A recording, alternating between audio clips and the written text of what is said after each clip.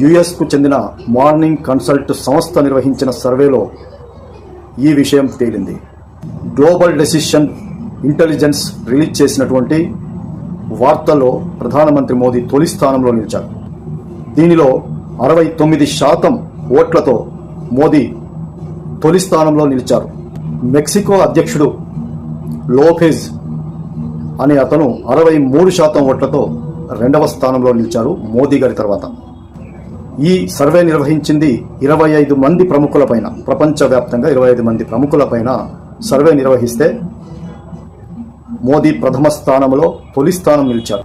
ఈ 25 మందితో రూపొందించిన జాబితాలో చివరి స్థానం జపాన్ ప్రధానమంత్రి ఫుమియో నిలిచారు. జపాన్ ప్రధానమంత్రి చివరి స్థానంలో నిలిచారు. ప్రథమ స్థానంలో ప్రపంచ స్థాయిలో ప్రముఖ వ్యక్తిగా, ప్రముఖ ఫాలోవర్స్ ఎక్కువగా ఉన్నటువంటి 67,000